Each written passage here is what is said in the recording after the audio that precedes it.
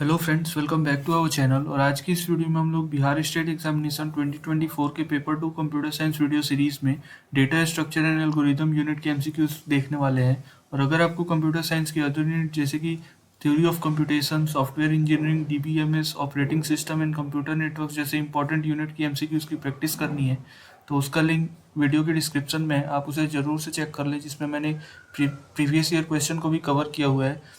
तो आज की इस वीडियो में हम लोग डेटा स्ट्रक्चर एंड एल्गोरिदम से रिलेटेड 25 मोस्ट इंपॉर्टेंट एमसीक्यूज देखने वाले हैं, जो आपके प्रीवियस ईयर में भी पूछे जा चुके हैं और इस बार भी पूछे जा सकते हैं। तो फ्रेंड्स, वीडियो में आगे बढ़ने से पहले अगर आप चैनल पर नए हैं और चैनल को अभी तक सब्सक्राइब नहीं किए तो प्लीज़ चैनल को सब्सक्राइब कर लें। और अगर आपको वीडियो अच्छी लगे तो वीडियो को ज़रूर लाइक करें और अपने दोस्तों के साथ शेयर करना ना भूलें। तो आइए शुरू करते हैं।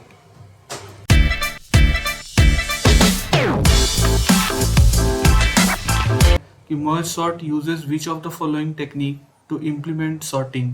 तो मर्ज सॉर्ट इनमें से कौन सी टेक्निक का यूज करता है टू इम्प्लीमेंट सॉर्टिंग। तो हमारा फर्स्ट ऑप्शन है backtracking, option B is greedy algorithm, option C is divide and conquer, option D is dynamic programming. तो बेसिकली मर्ज सॉर्ट जो है वो डिवाइड एंड कॉन्कर अप्रोच का यूज करता है to implement sorting. And divide and conquer में हम जो भी हमारा बड़ा सा प्रॉब्लम होता है उस प्रॉब्लम को हम पहले सब प्रॉब्लम्स में डिवाइड करते हैं, एंड देन डिवाइड करने के बाद हम उसको एक सॉल्यूशन उसका फाइंड आउट करते हैं, एंड देन फिर उस जो भी सॉल्यूशन होता है सब प्रॉब्लम का उसको हम कंबाइन करके फिर अपना जो मेन प्रॉब्लम होता है उसको सॉल्व करते हैं। तो हमारा option C divide and conquer is the approach which is used in merge sort to implement sorting. Second question है कि what is the worst case time complexity of a merge sort.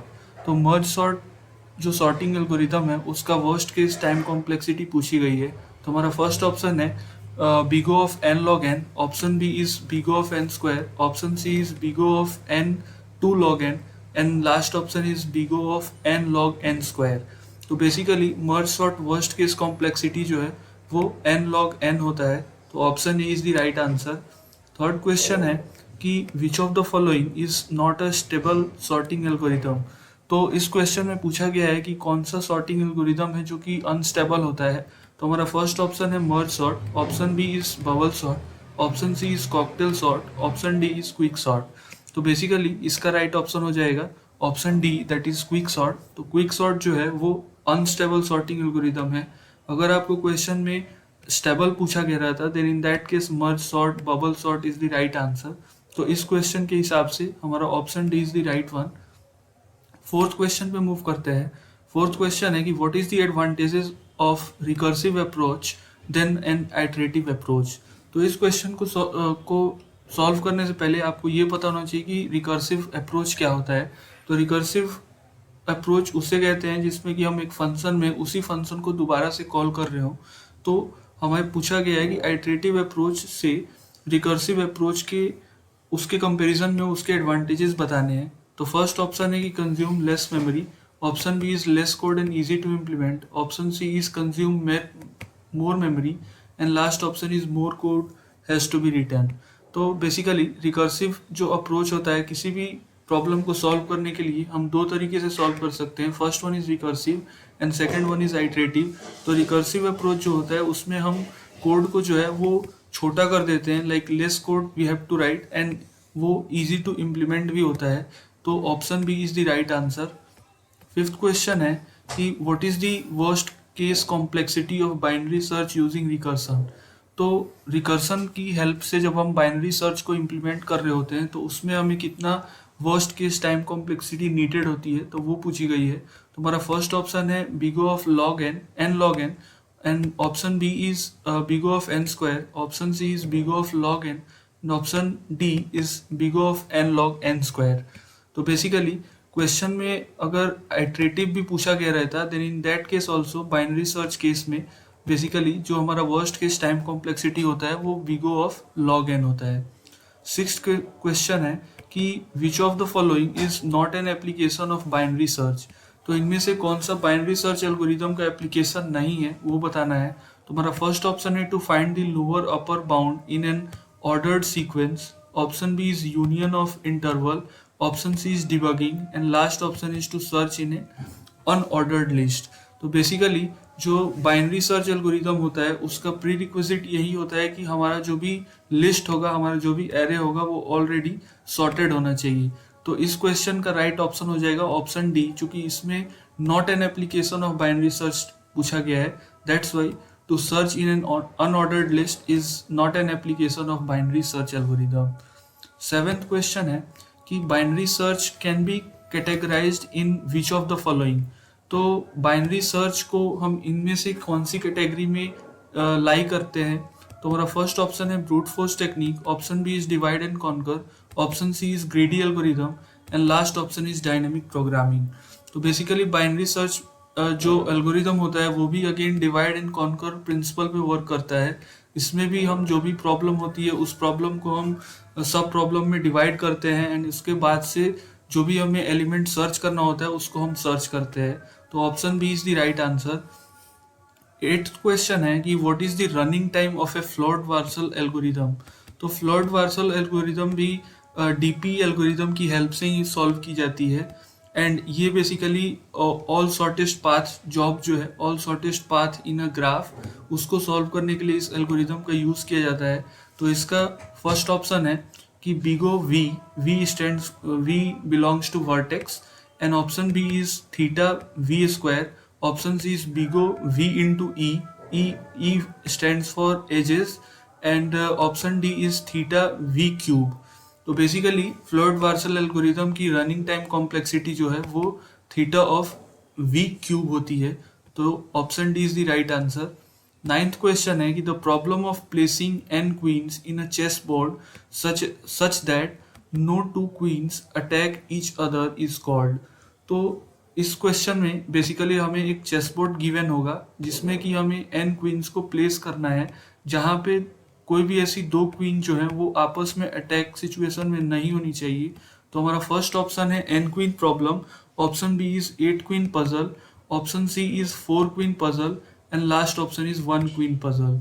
तो basically इसका option right हो जाएगा option A, N queen puzzle. तो N queen puzzle में हमारे पास तीन बेसिकली प्रिंसिपल होते हैं, 3 एज केसेस होते हैं, जिसमें फर्स्ट होता है कि जो भी दो क्वीन होंगी वो सेम रो में कभी लाई नहीं करेंगी, या फिर वो दो सेम कॉलम में दो क्वीन कभी लाई नहीं करेंगी, या फिर वो डायगोनली भी लाई नहीं करेंगी। तो ये सारे टेक्निक्स होते हैं, एज केसेस होते हैं जहाँ पे वो अटैक कर सकते हैं आपस पे, बट ये स्टेटमेंट जो है वो एन क्वीन प्रॉब्लम से बिलोंग करता है। तो option E is the right answer. 10th question है कि back tracking algorithm is implemented by constructing a tree of choices called. तो बैक ट्रैकिंग में बेसिकली हमारे पास चॉइसेस होती हैं, चॉइसेस का हम एक ट्री कंस्ट्रक्ट कर रहे होते हैं, तो उस ट्री को हम क्या बोलते हैं? तो हमारा फर्स्ट ऑप्शन है state space tree, option B is state chart tree, option C is node tree and last option is backtracking tree. तो बेसिकली बैक ट्रैकिंग एल्गोरिदम में हम option A state space tree draw कर रहे होते हैं हर एक problem के लिए। तो option A is the correct one. 11th question है कि dash enumerates a list of promising nodes that could be computed to give the possible solution of a given problem. तो इसके ऑप्शंस हैं, first option is exhaustive search, option B is brute force, option C is backtracking and last option is divide and conquer. तो basically इसका right option हो जाएगा option सी। Back tracking एक ऐसा algorithm है जिसमें हम जो भी हमारा प्रॉब्लम्स होता है उस प्रॉब्लम के सारे पॉसिबल सॉल्यूशन को हम फिगर आउट कर रहे होते हैं। तो back tracking is the correct answer.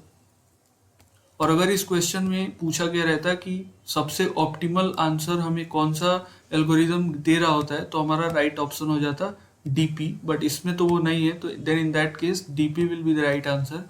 But इस केस में हमें एक प्रॉब्लम के सारे पॉसिबल सॉल्यूशन पूछे गए हैं, then in that case the backtracking will be the right answer. 12th question पे मूव करते हैं कि what procedure is being followed in Floyd Warshall algorithm. तो फ्लूइड वार्सल एल्गोरिदम में हम कौन सा प्रोसीजर यूज कर रहे होते हैं? तो हमारा फर्स्ट ऑप्शन है top down, option B is bottom up, option C is big bang and last option is sandwich. तो बेसिकली फ्लूइड वार्सल एल्गोरिदम जो है वो डीपी टेक्निक को यूज करता है, इस वजह से इसका ऑप्शन बी करेक्ट आंसर होगा, that is bottom up. Option 30 question 13 है कि master theorem is used for. तो मास्टर थ्योरम जो है उनमें किस चीज के लिए यूज किया जाता है? तो फर्स्ट ऑप्शन है solving recurrence, option B is solving iterative relations, option C is analyzing loop, and last option is calculating the time complexity of any code. तो इसका राइट ऑप्शन हो जाएगा ऑप्शन ए। मास्टर थ्योरम का हम use recurrence relation को solve करने के लिए करते हैं, तो option A is the right answer. 14th question पे मूव करते हैं कि which of the following is use for solving the N queens problem. तो एन क्वींस प्रॉब्लम को सॉल्व करने के लिए हम कौन सा एल्गोरिदम यूज करते हैं? तो हमारा फर्स्ट ऑप्शन है greedy algorithm, option B is dynamic programming, option C is backtracking, and last option is sorting. तो बेसिकली एन क्वीन प्रॉब्लम को सॉल्व करने के लिए हम बैक ट्रैकिंग टेक्निक का यूज करते हैं, तो option C is the correct answer.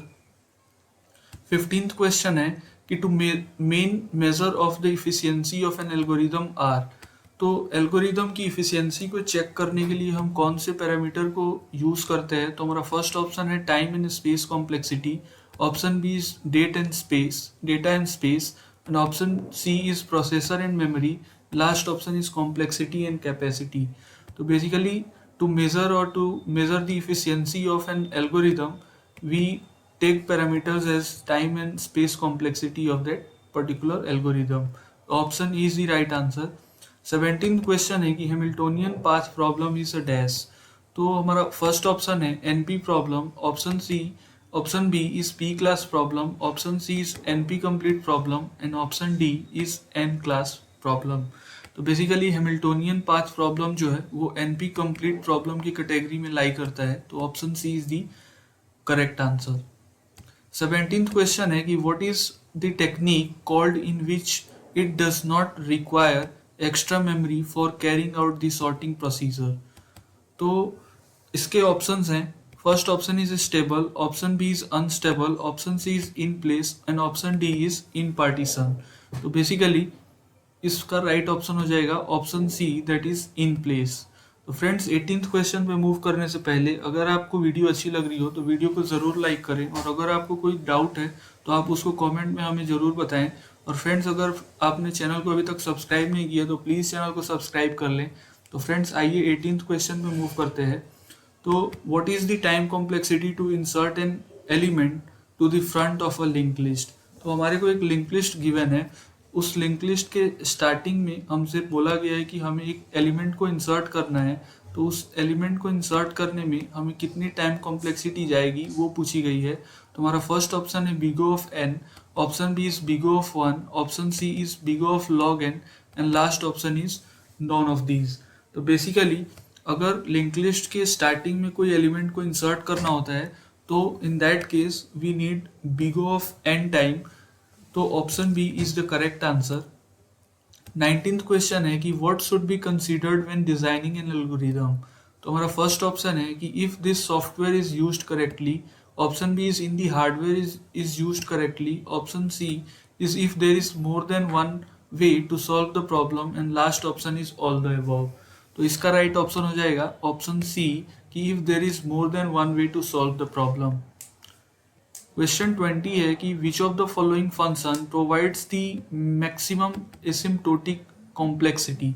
तो इनमें से कौन सा फंक्शन जो है वो सबसे मैक्सिमम एसिम्प्टोटिक कॉम्प्लेक्सिटी बता रहा है? तो हमारा फर्स्ट ऑप्शन है f n goes to n equals to n का power 3/2, option B is n power log N, and option C is n log N, and option D is 2 का power N.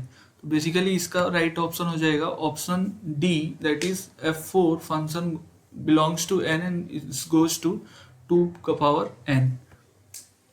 21 question है कि which of the following case does not exist in the complexity theory.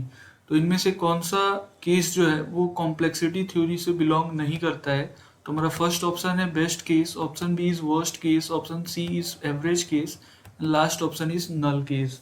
तो इसका right option हो जाएगा option D, that is null case.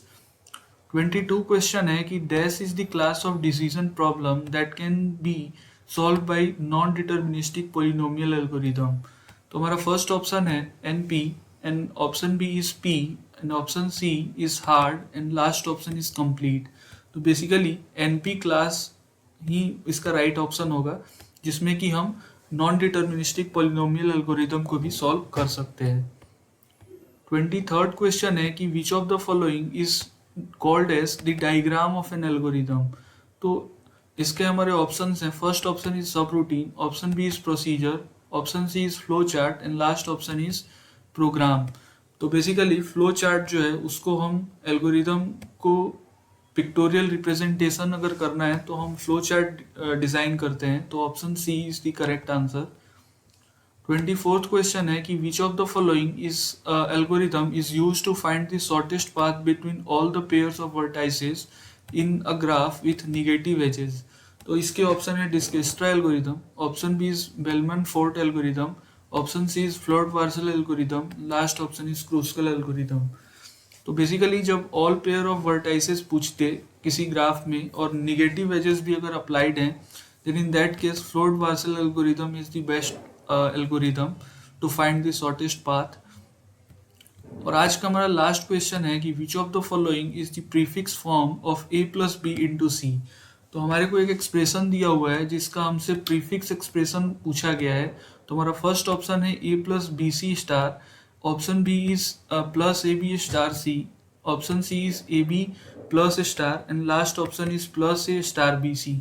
तो basically जब कोई भी इनफिक्स एक्सप्रेशन हमें गिवन हो और उसका अगर प्रीफिक्स फॉर्म पूछा जाए तो सबसे पहले हमें उस एक्सप्रेशन को रिवर्स कर देना होता है। और जैसे ही हम उस एक्सप्रेशन को रिवर्स कर देंगे, रिवर्स इन द सेंस कि सी स्टार बी प्लस ए, तो हम इस एक्सप्रेशन को जैसे ही रिवर्स कर देंगे और रिवर्स करने के बाद हम उसका जब पोस्टफिक एक्सप्रेशन निकालते हैं, पोस्टफिक एक्सप्रेशन आप सबको पता होगा जिसमें कि हम एक स्टैक बनाते हैं और उस स्टैक में हमारा हम चेक करते हैं जो भी हमारा ऑपरेटर होगा यहाँ पे टॉप पे उसकी प्रेसिडेंस चेक करते हैं, और अगर उसकी प्रेसिडेंस ज़्यादा है और लोअर प्रेसिडेंस वाला कोई ऑपरेटर अगर यहाँ पे टॉप में आना चाहता है, देन इन दैट केस अगर हाई प्रायोरिटी वाला ऑलरेडी टॉप पे है और अगर कोई लो प्रायोरिटी वाला उसमें पुश किया जा रहा है तो वो रूल अप्लाई नहीं होगा। उसको अप्लाई कराने के लिए सबसे पहले हमें जो हाई प्रेसिडेंस वाला ऑपरेटर होगा उसको पॉप करना होगा एंड देन हम उस लो प्रायोरिटी ऑपरेटर को पुश कर सकते हैं। तो इस तरीके से हम पोस्टफिक्स एक्सप्रेशन निकालते हैं। तो उस तरीके से हमारा इसका राइट ऑप्शन हो जाएगा option D, that is plus A star B C. तो ये थे फ्रेंड्स आज के कुछ 25 important data structure and algorithm MCQs and I hope you guys have enjoyed the session. और अगर फ्रेंड्स आपको कोई डाउट है तो आप ज़रूर कमेंट में हमें अपना डाउट शेयर करें, और आप फ्रेंड्स अपना स्कोर भी हमें शेयर करें कि आपने कितना क्वेश्चन सही एंड कितना क्वेश्चन गलत किया। तो फ्रेंड्स मिलते हैं फिर नेक्स्ट वीडियो में, तब तक के लिए bye and thanks for watching.